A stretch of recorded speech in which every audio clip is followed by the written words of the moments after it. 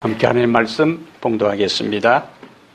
오늘 사도행전 2장 1절부터 4절까지요. 오순절날이 시작. 오순절날이 이미 이름에 그들이 다 같이 한 곳에 모였더니 홀련히 하늘로부터 급하고 강한 바람 같은 소리가 있어 그들이 앉은 온 집에 가득하며 마치 불의 혀처럼 갈라지는 것들이 그들에게 보여 각 사람 위에 하나씩 임하여 있더니 그들이 다 성령의 충만함을 받고 성령이 말하게 하심을 따라 다른 언어들로 말하기를 시작하니라. 아멘. 성령 충만을 경험합시다. 성령 충만을 경험합시다.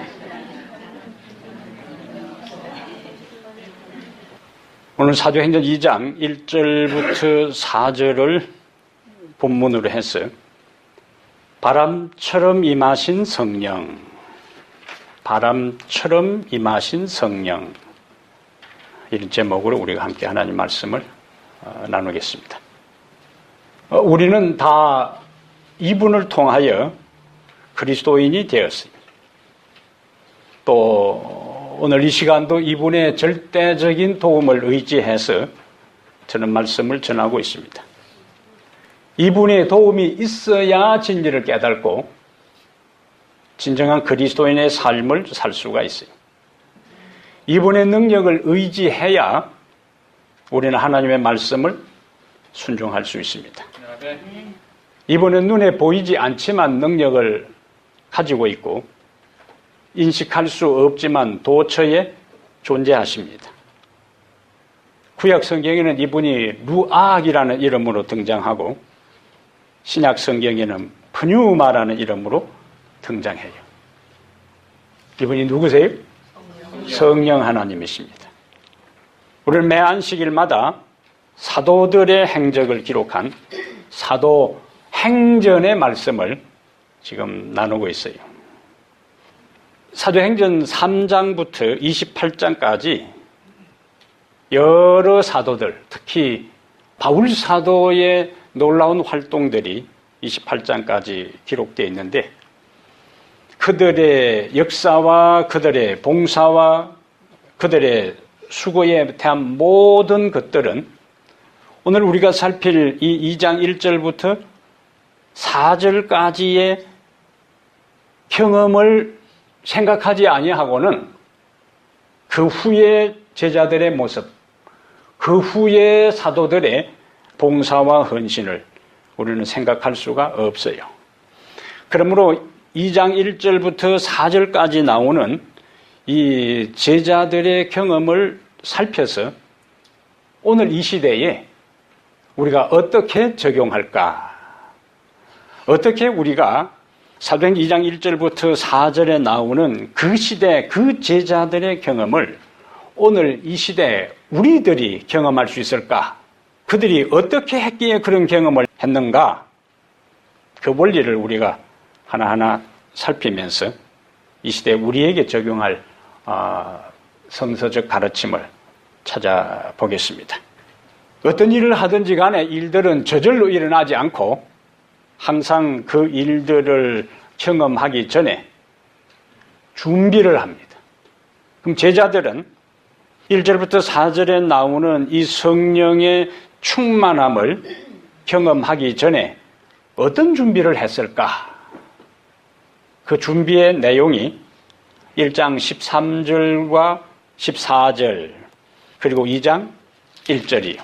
13절과 14절에 보니까 들어가 그들이 유하는 다락방으로 올라가니 그럼 뭐하러 올라갔는가? 14절에 여자들과 예수의 어머니 마리아와 예수의 아우들과 더불어 마음을 같이하여 오로지 기도에 힘쓰더라. 그 다음에 2장 1절에는요 오순절 날이 이미 이름에 그들이 다 같이 한 곳에 모였더니 그러니까 1장 13절 14절의 이야기가 2장 1절에 다시 반복됩니다. 그러므로 초대교회 사도들이 오순절에 성령을 경험할 수 있었던 첫 번째 준비는 아버지의 약속에 의지하여 함께 모여 뭐 했다? 마음을 같이하여 기도했다. 이것이 첫 번째 준비. 그들은 그냥 모여서 기도하지 않았어요. 그들이 모였을 때 근거가 있는데 무엇이라고요? 아버지의 약속하신 것에 의해서. 그 다음에 함께 모였어요. 기도할 때에 그냥 기도하지 않고 마음을 같이하여 오로지 전혀 기도에 힘썼습니다. 아버지 약속하신 것이 1장 4절에 예수님께서 제자들을 모아놓고 말씀하세요. 사도와 함께 모이사 그들에게 분부하여 이르시되 예루살렘을 떠나지 말고 내게서 들은 바 아버지께서 약속하신 것을 기다리라. 아버지께서 약속하신 것을 기다리라. 그거예요. 요한은 물로 침례를 베풀었으나 너희는 몇 날이 못되어 성령으로 침례를 받으리라. 그러니까 뭐 하라고요? 모여서 기도하라고요. 무엇을 기다리면서? 아버지의 약속하신 것을. 그 아버지의 약속하신 것이 앞에 요한복음 14장 16절부터 18절에 요한복음 14장 16절에 내가 아버지께 구하겠으니 그가 또 다른 뭐라고요? 보혜사를 너희에게 주사 영원토록 너희와 함께 있게 하리니 그는 진리의 영이라. 세상은 능히 그를 받지 못하나니 이는 그를 보지도 못하고 알지도 못함이라. 그러나 너희는 그를 아나니 그는 너희와 함께 거하시며 또 너희 속에 계시겠습니다. 내가 너희를 고아와 같이 버려두지 아니하고 너희에게로 오리라. 26절에요. 다시 뭐가 나와요? 26절에 보혜사 곧 아버지께서 내 이름으로 보내실 성령 그가 너희에게 모든 것을 가르치고 내가 너희에게 말한 모든 것을 생각나게 하리라. 이것이 뭡니까? 아버지의 약속하신 거예요. 아버지의 약속하신 것은 구체적으로 보니까 성령의 강림, 성령의 충만입니다. 아버지는 누구에게 1차적으로 약속했어요? 예수님을 통해서 제자들에게 약속했어요. 그러면 제자들을 통해서 예수님께서 아버지의 약속을 전달했는데 이것은 그 시대에만 해당되는가? 사도행전 2장 38절 39절에 우리에게 새로운 통찰력을 줍니다. 2장 38절에 베드로가 이르되 너희가 회개하여 각각 예수 그리스도의 이름으로 침례를 받고 죄 사함을 받으라. 그리하면 성령의 선물을 받으리니. 그 다음 말이 중요한 거예요. 39절 읽으세요. 이 약속은 너희와 너희 자녀와 그 다음에 모든 먼데 사람 곧 주 우리 하나님이 얼마든지 부르시는 자들에게 하신 것이라. 그럼 우리하고 해당되는 것이 어디에 있어요? 아버지의 약속하신 것은 그 당시에 제자들에게만 해당되는 것도 아니고 제자들을 통해 복음을 받아들인 사람들뿐만 아니라 누구에게? 모든 먼데 사람 곧 주 우리 하나님이 얼마든지 부르시는 자들에게 하신 것이라. 이 약속, 아버지의 약속. 그래서 아버지의 약속하신 성령은 그 당시 제자들에게만 해당되지도 않고 제자들을 통해서 복음을 듣는 그 사람들에게만 해당되는 것도 아니고 모든 먼데 사람, 그 주 우리 하나님이 얼마든지 부르시는 자들에게 하신 것이라. 그러니까 아버지의 약속하신 것은 누구하고 관계된다고요? 우리하고도 관계된다. 그러면 제자들은 아버지의 약속하신 것을 근거로 기도했으니까 우리도 제자들처럼 아버지의 약속하신 것을 가지고 기도하면 제자들에게 약속하신 대로 임했던 것처럼 우리에게도 그 성령의 약속이 성취될 것이다 하는 확신을 우리는 말씀 자체를 통해서 확인할 수가 있습니다. 두 번째는 제자들이 어떻게 준비를 했느냐. 참된 회개로 그들의 마음을 겸비하게 했다. 여기 제자들이 어떻게 했다고요? 두 번째 준비는 참된 회개로 그들의 마음을 겸비하게 했다. 처음에 제자들이 예수님을 따른 목적이 무엇이었다고요? 세속적 야망입니다. 세속적 야망이에요. 세속적 야망으로 예수님을 따라다녔으니까 틈만 나면 주도권을 장악하기 위해서 서로 싸웠어요. 심지어 예수님이 십자가에 죽기 위해 예루살렘에 가는 도중에서도 예수님은 앞서가시고 예수님 뒤쳐서 따라가면서 다퉜어요. 나중에 예수님께서 제자들에게 너희가 노상에서 서로 다툰 것이 무엇이냐 그렇게 말씀하시죠. 그 예수님 앞서가면서도 제자들이 뒤따라오면서 무엇을 위해서 논쟁을 하고 서로 소리를 지르고 다투는지를 예수님은 다 아셨어요. 그들은 예수님이 예루살렘에 가신다 하는 이야기를 듣고 이제 무슨 때가 왔다고요.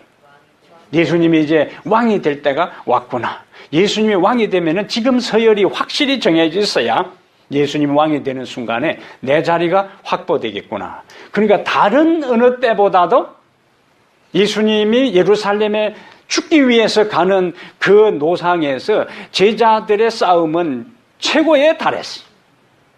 얼마나 모순돼요.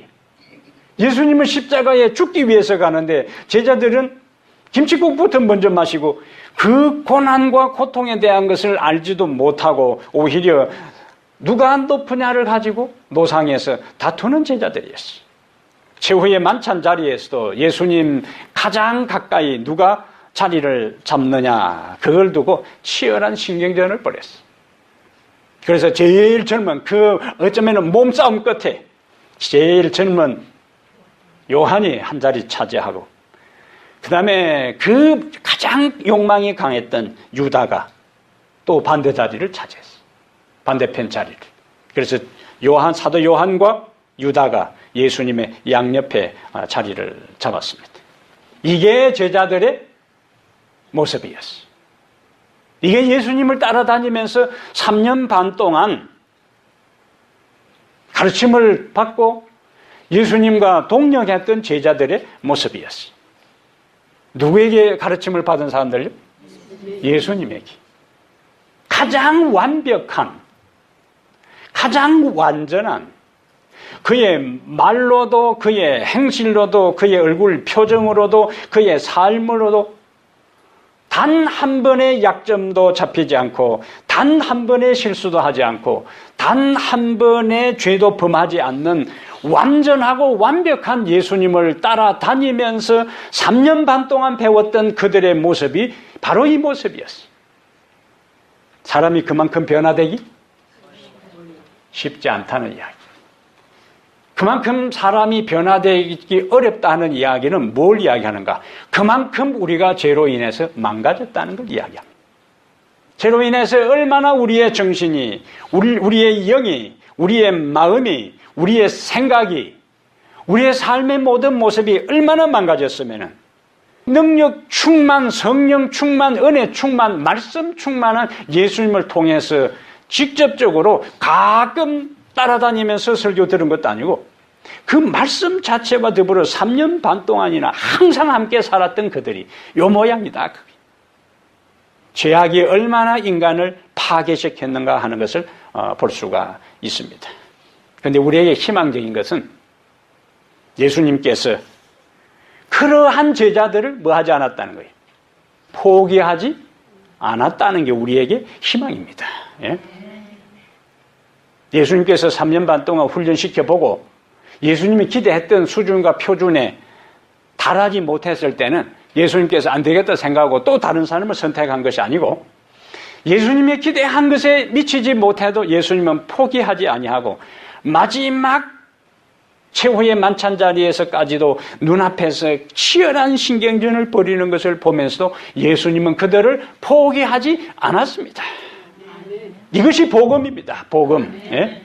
그래서 아직까지 내 인생에, 아직까지 내 삶에, 아직까지 내가 살아가는 삶의 국면마다 하나님 앞에, 사람 앞에, 다른 사람에게, 자기 스스로에게 부족하기 그지없는 것이라도 여전히 우리가 희망을 가질 수 있는 것은 아직도 예수님께서 우리를 포기하지 않으신다 하는 것. 포기하지 않는 것은 아직도 희망이 있기 때문에 그래요. 아직도 변화될 수 있는 가능성이 있기 때문에 예수님께서 포기하지 않습니다.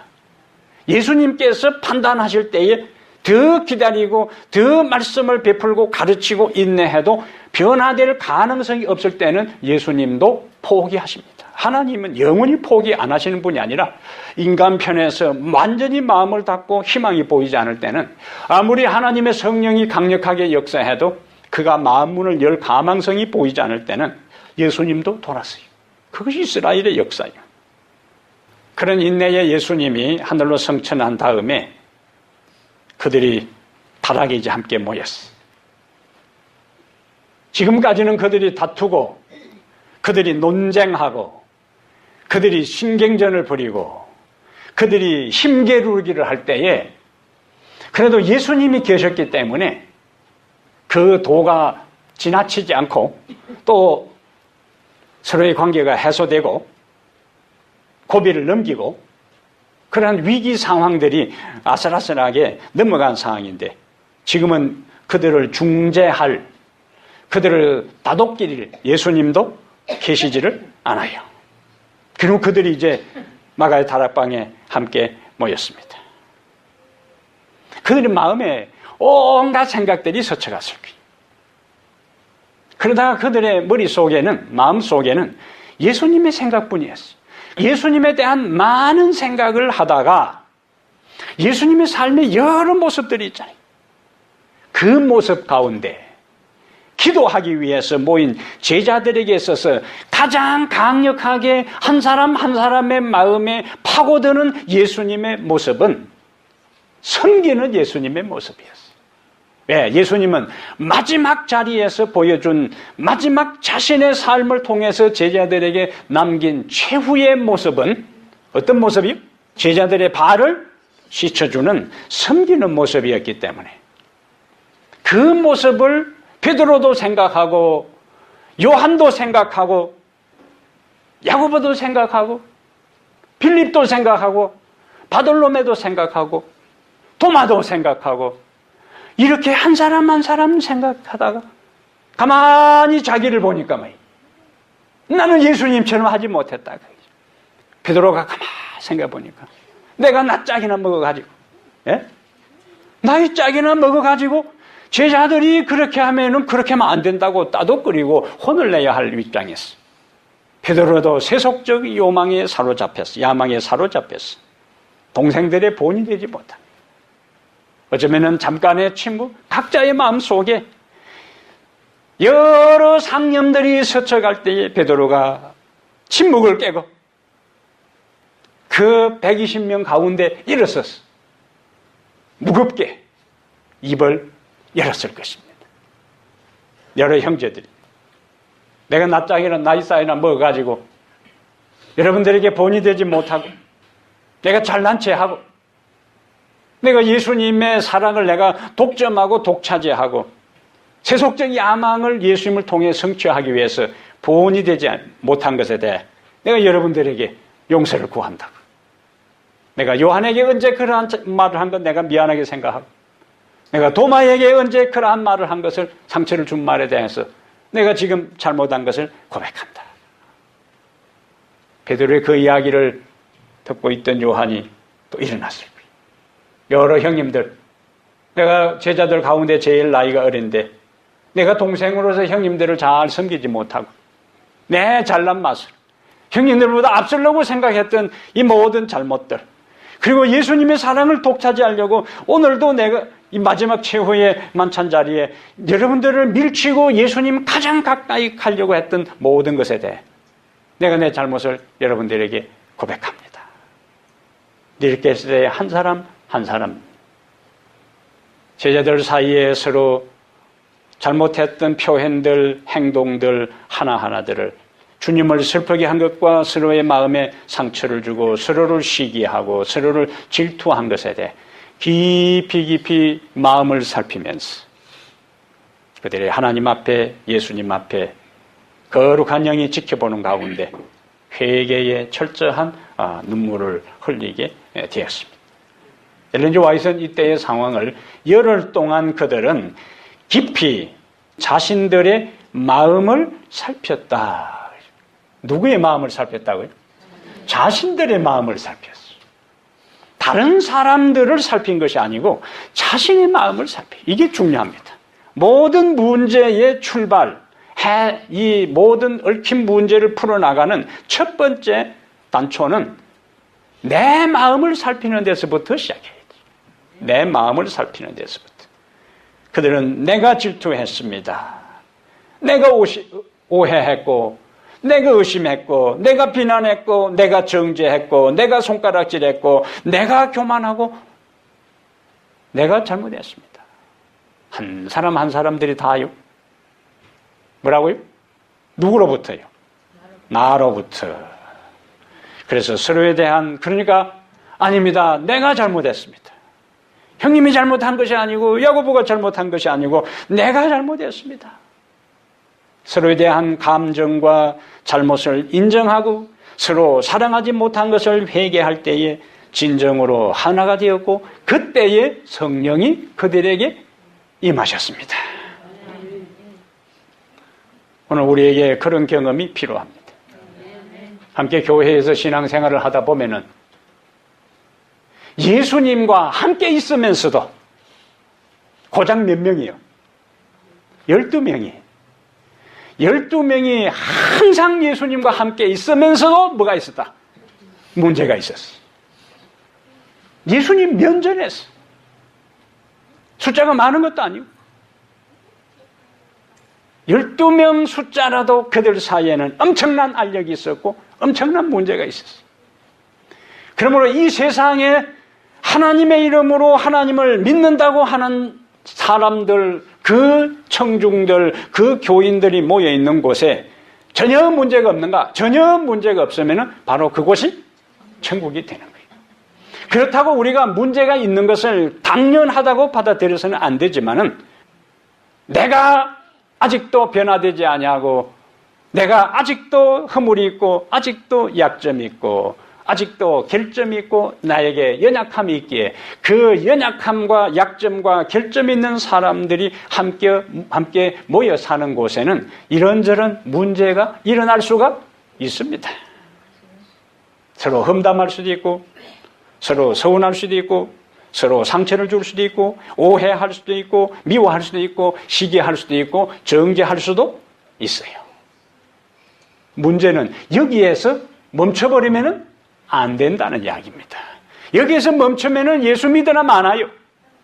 우리는 이 모든 아픔의 과정, 고통의 과정들을 반드시 극복하고 앞으로 나아가야 합니다.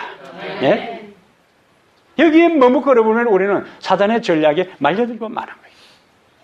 제자들이 하나님의 인정을 받고 능력을 발할 수 있었던 것은 그들은 지금까지는 그랬다 할지라도 지금까지는 정죄하고 지금까지는 다투고 지금까지는 시기하고 지금까지는 서로 신경전을 벌여도 하나님 안에서 그리스도의 피로 하나로 연합되었어요.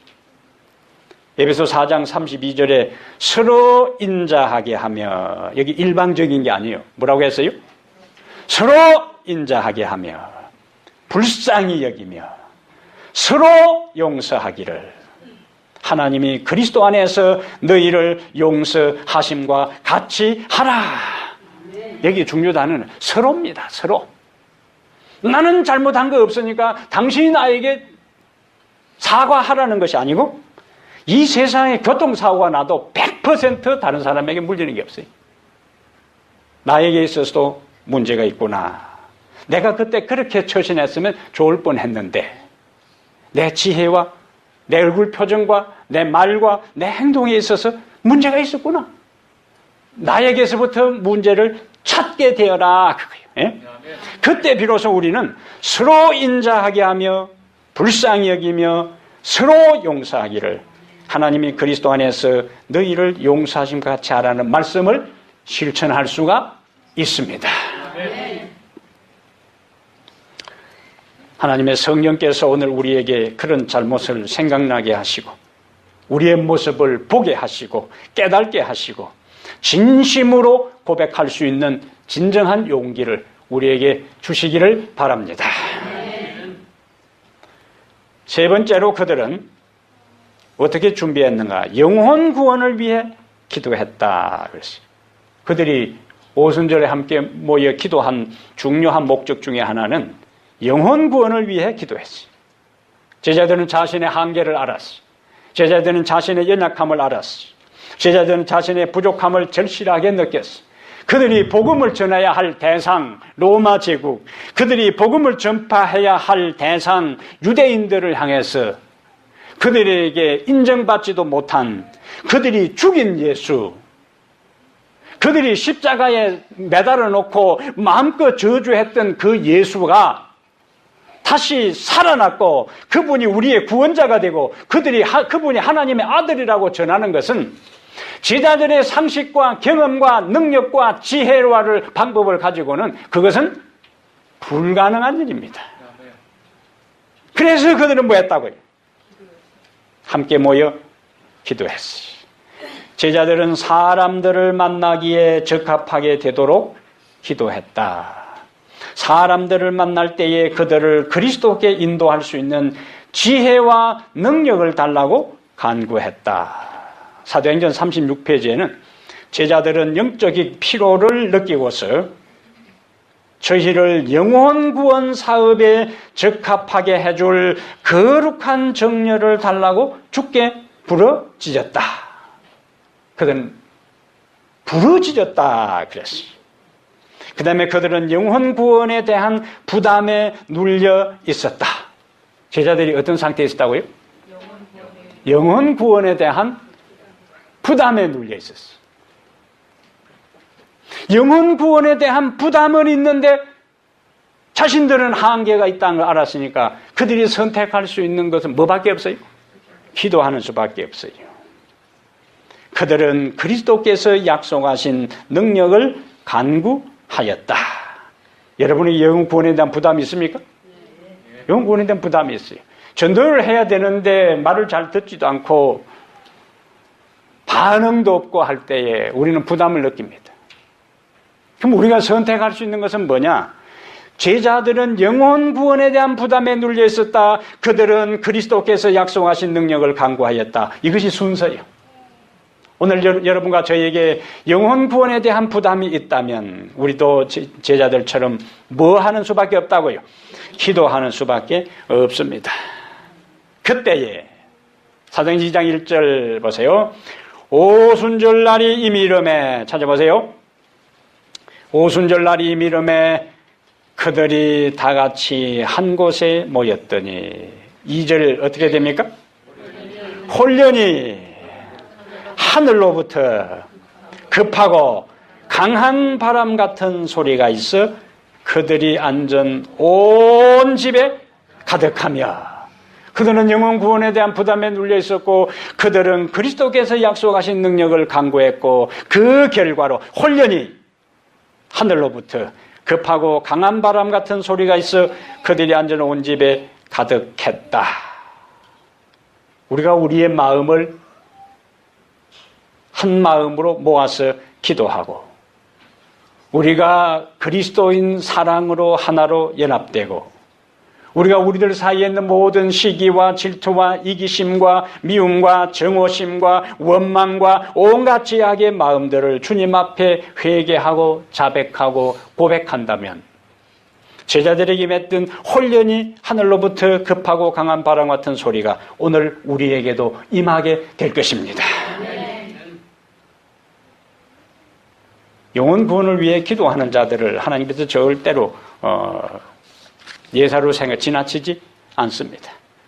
근데 이제 성령이 임하기는 임했는데 2절에는 바람처럼 임했고 3절에는 불의 혀처럼 임했어요. 그래서 오늘은 바람처럼 임한 성령에 대한 문제들을 후반부에 좀 살피겠습니다. 여러분, 바람의 특징은 뭐죠? 바람의 본질 특징은 보이지를 않아요. 그럼 보이지 않는 것은 없는 것인가? 보이지 않았다 할지라도 있어요. 뭘 보고 바람이 있는 것을 알 수 있어요?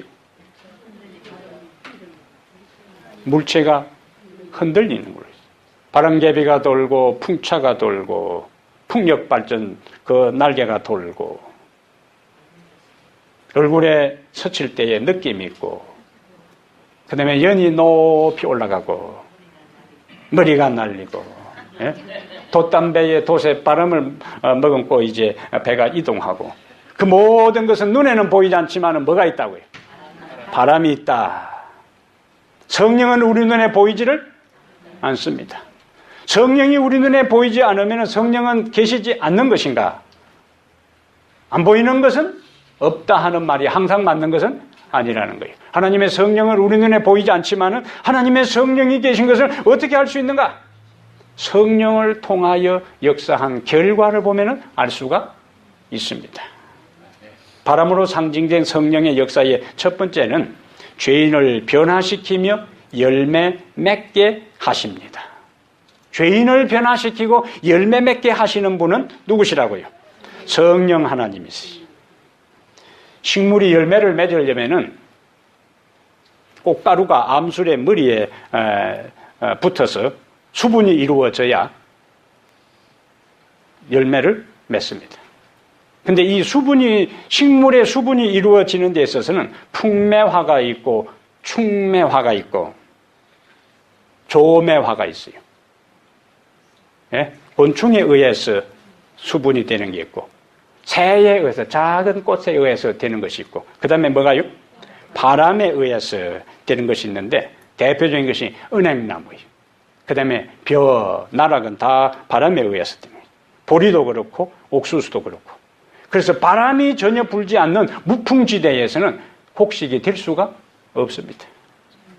반드시 바람이 있어서 그 꽃가루를 날려서 수정이 이루어져야 돼. 보이지 않는 바람이 그런 역할을 이루어가는 거예요. 보이지 않는 성령이 우리로 하여금 예수 그리스도와 관계를 맺고 우리가 그분의 품성을 닮아가는 성령의 열매를 맺어가게 만드는 겁니다. 바람은 시골에서 이제 겨울이 되면은 종종 연을 만들어서 날리는데 바람 불지 않으면 아무리 좋은 연, 아무리 정성을 들인 연이라도 바람 불지 않으면 아무리 소용이 없어요. 네? 그래서 이제 조금 언덕바지에 가서 사방에 바람 부는 쪽을 이제 살펴도 바람이 없으면은 그래도 연은 들고 올라갔으니까 가만히 내려오기는 싫으니까 들고 뛰어. 연줄을 달고 뛰면은 조금 올라가다가 그건 아무 소용이 없어요. 그건 한계가 있는 거예요. 그걸 뛰어야 벼룩이 아니라 뛰어봐야 조금 올라가다가 팍 꼬그러지는 거예요. 연은 반드시 바람이 있어야 하늘로 올라갈 수 있습니다. 하나님의 성령은 우리로 하여금 하늘로 비상하게 만들어요. 철새들이 엄청나게 먼 거리를 이동을 하는데 철새들 자기들의 힘으로 그 먼 거리를 절대로 날아갈 수가 없습니다. 대부분의 철새들이 본능적으로 하나님께서 주신 지혜를 통해서 자기들이 이동해야 할 그 지역으로 흐르는 기류를 타는 거예요. 그 기류가 있는 데까지 열심히 날개짓을 해서 그 기류에 딱 편성하게 되면 그 기류에 날개만 펴고 있으면 쫙 날아가는 거예요.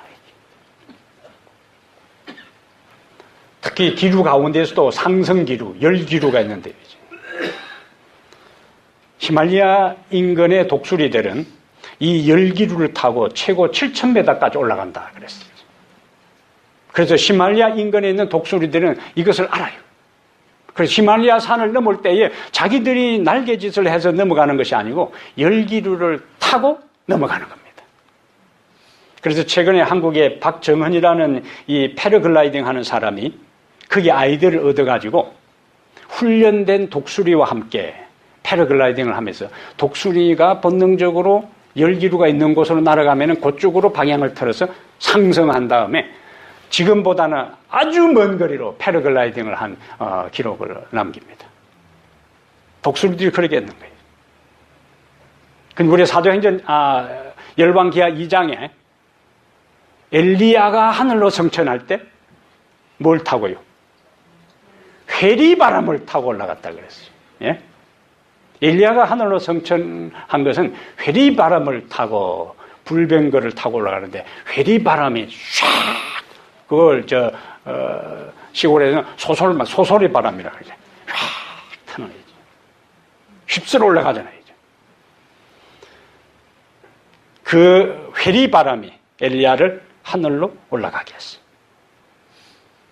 연이 하늘로 쫙 올라가면 독수리가 그 상승기류를 타고 탁 가면 그 긴 날개를 펴서 쫙 움직이면 우리는 그걸 바라보면서 뭘 느끼는가? 자유함입니다. 자유함. 예? 성령 안에서의 자유함. 성령 안에서의 자유함. 바람을 타야 된다.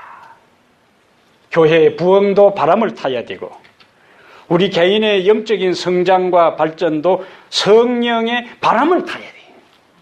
바람을 타지 아니하고 조금 전에 제가 말씀드린 것처럼 바람이 없는데 연을 날리려고 뛰어봐야 한계가 있어요.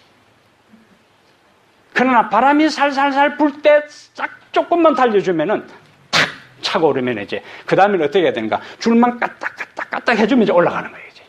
줄을 이제 살짝 풀어주고 당기고 살짝 풀어주고 당기면서 그 바람을 타고 연은 한없이 올라갑니다. 하나님의 성령과 우리와의 연합입니다. 하나님의 성령과 우리와의 연합이에요. 아무리 바람이 있어도 그 바람에 우리 몸을 우리의 삶을 맡기지 아니하면은 소용없어요. 그 바람에 우리 성령의 부는 상승기류에 우리의 인생의 모든 것을 바칠 때에 하나님께서 이사야 40장 28절부터 31절에 있는 말씀처럼 독수리가 날개치며 하늘로 올라감 같을 것이요 하는 것이 우리 개인의 삶과 이 교회에 그와 같은 역사가 일어나게 될 것입니다. 성령의 바람이에요. 상승기류예요. 그 올라가기까지가 힘이 들지 한번 그 바람을 타게 되면은 자유함이 있어요. 유유하게 그것을 즐길 수가 있습니다. 세 번째로 바람은 우리를 깨끗하게 하고 시원하게 해줍니다.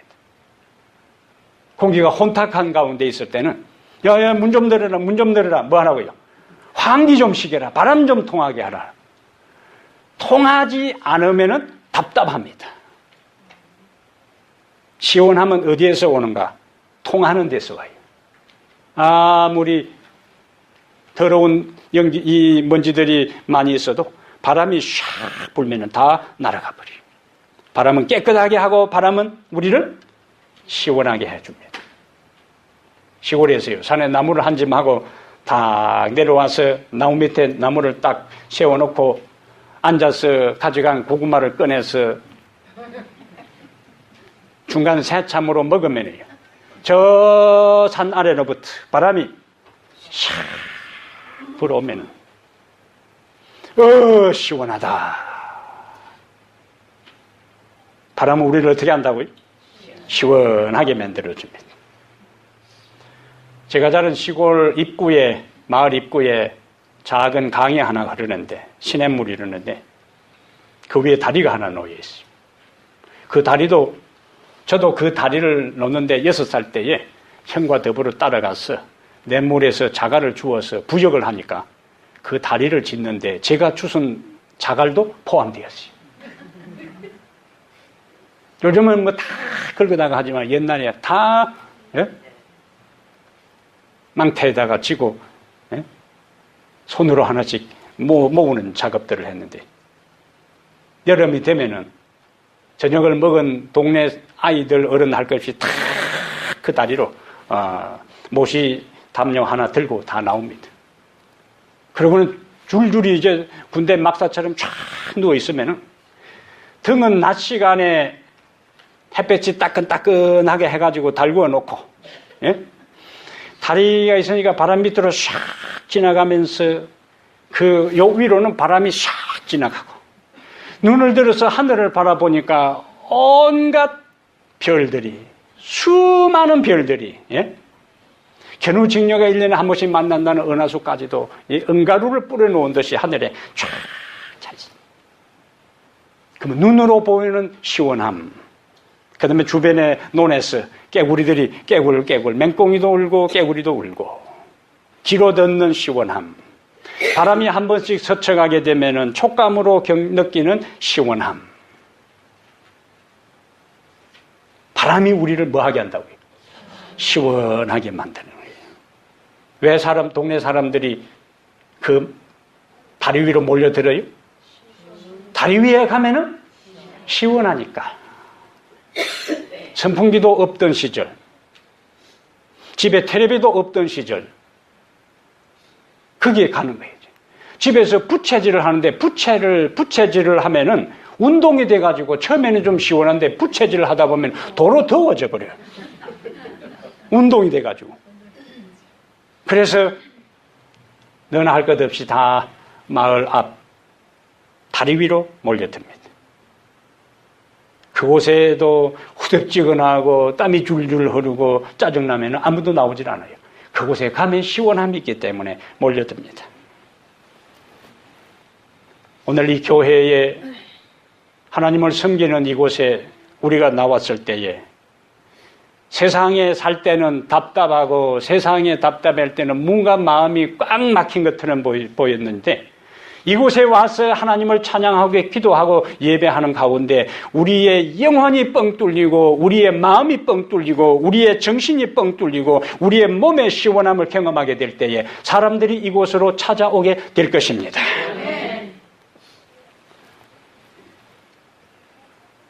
안 나온 사람들은 뭔가 나와도 답답하니까 안 나온 거예요. 나오면 더 답답하니까 안 나오는데 우리들 한 사람 한 사람이 내가 있음으로 인해서 저 사람 때문에 저 사람 만나면 참 답답해 그것이 아니고 저 사람을 만나면 참 시원해. 예수 그리스도는 이 세상에 신선한 바람을 일으키는 분이기 때문에 그 예수께서 우리에게 제자들에게 제자들에게 보낸 성령의 급하고 강력한 바람이 우리의 영혼의 모든 더럽고 가정한 먼지를 다 제거해버리고 정화시키고 이 교회에도 불어와서 그렇게 시원하게 만들어주는 역사가 일어나게 되기를 바랍니다. 네 번째로 성령은 능력으로 역사합니다. 능력으로 역사해요. 중남부 지역에 4월부터 6월에 여기 미국에 유명한 뭐가 있어요? 토네이도. 예? 토네이도. 그 강력한 힘은 우리의 상상을 초월하는데 1931년에요. 미네소타 주에서 강력한 토네이도가 휩쓸어쳤는데 무게 60톤 되는 이 열차를 20m까지 날렸어요. 그 다음에 360km 되는 냉장고를 5km나 날려보냈어요. 조심하세요. 토네이도 불 때는 그 어쩐길이면 안 돼. 그냥 지하에 가만히 있어야 돼. 어디서 360km 되는 냉장고가 하늘에서 뚝 떨어지는지 모르겠어요. 혹시 바깥에 이불 늘어나는데 떨어지면 주워 쓸 수 있지만은 어떤 때는요. 사람이 찬 탈을 20m까지 끌어올렸다가 사뿐히 내려놓은 경우도 있습니다. 이 토네이도 역사에 나오는 이야기죠. 그만큼 토네이도 그 바람 풍력은 강력한 것입니다. 우리가 TV에서 보는 대로 어떤 데는 자동차 주차장에 차를 어떻게 해요? 차곡차곡 한쪽에다가 찌글티리 가지고 저 고물상에 있는 차들처럼 착착 뛰기 가지고 쌓아놓는 경우도 있어요. 한쪽에다가 다 모아놓는 경우도 있습니다. 바람이 뭐라고요? 능력이요, 능력. 노아 홍수가 일어나고 난 다음에 성경에 바람이라는 단어가 첫 번째 등장하는 데가 강력한 파워를 나타내는 장면에서 바람이라는 단어가 처음 나타납니다. 창세기 8장 1절이 노아 홍수가 끝나고 난 다음에 물이 줄어드는데 온 이 지면에 뭐예요? 짐승들의 시체, 사람들의 시체가 널려 있어요. 그 상태에서 노아 가족이 나왔다가는 당장에 전염병에 병들 수 있기 때문에 하나님께서 노아 가족들이 나오기 전에 강력한 바람들을 가지고 그것들을 한쪽에다가 다 모았어요. 심지어 보세요.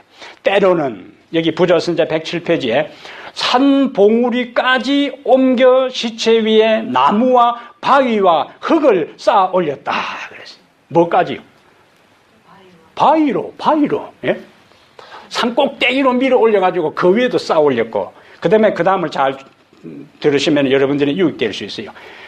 사람들이 숭배했던 금과 은과 귀중한 목재들과 보석들이 같은 방법으로 땅속에 매몰되어 사람들의 시야에서 감추어졌다. 그래서 공사 현장을 여러분들이 지나칠 때는 주의하시라. 잘 보시라. 네? 거기에서 노아 홍수 이후에 하나님이 묻어놓은 금은 보석들이 발견될 수도 있습니다. 그래서 공사 현장은 그냥 지나치지 말고 항상 눈여겨서 모른 척하고 얼쩡얼쩡 뒤집지고 살피다가 보이면은 발로 딱 누르고 있다가 일꾼들 가면 주워오면 돼.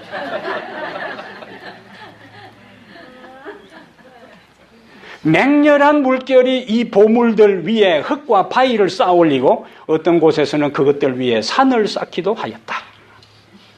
강력한 바람이죠. 성령의 강력한 바람입니다. 그 강력한 바람은 이스라엘이 애굽에서 나와서 가나안으로 가는 그 길목에 홍해를 맞닥뜨렸을 때 하나님이 또다시 강력한 바람을 그들에게 보이는데, 출애굽기 14장 21절에 모세가 바다 위로 손을 내어민데 여호와께서 큰 동풍으로 밤새도록 바닷물을 물러가게 하시니 물이 갈라져 바다가 마른 땅이 된지라. 하나님께서 강력한 바람으로 뭘 하셨다고요? 바다에 길을 내셨어요.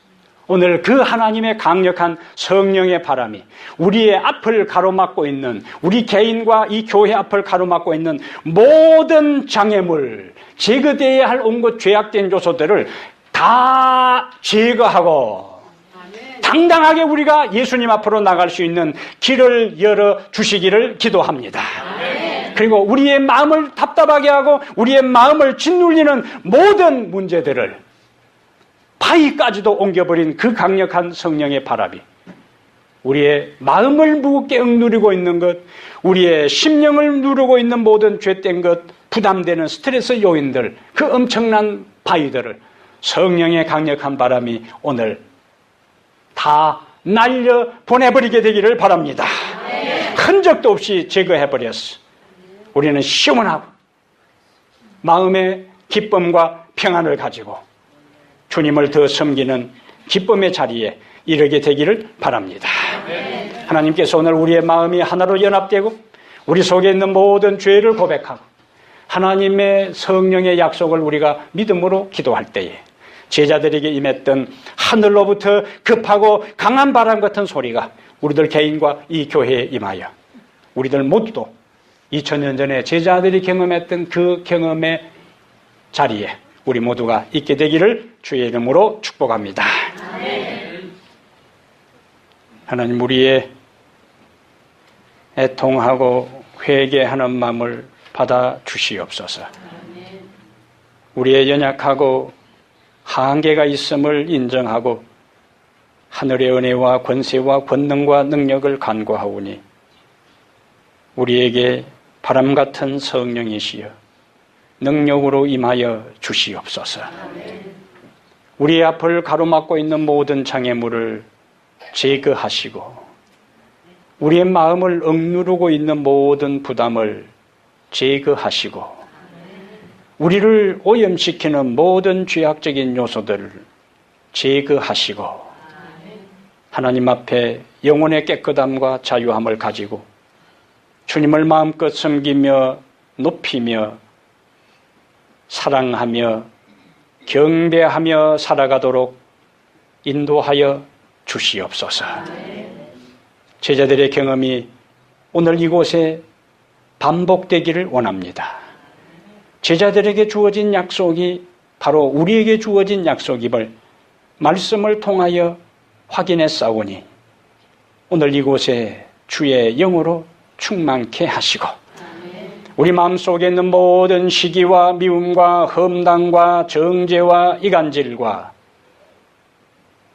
모든 부정적인 요소들이 성령의 바람에 의해 다 날려가 버리고 오로지 하나님을 향한 사랑과 희락과 화평과 자비와 양성과 충성과 오래 참음이 서로 불쌍히 여기는 것이, 서로를 인자하게 여기는 것이 우리 마음속에 가득 넘치게 해 주옵소서.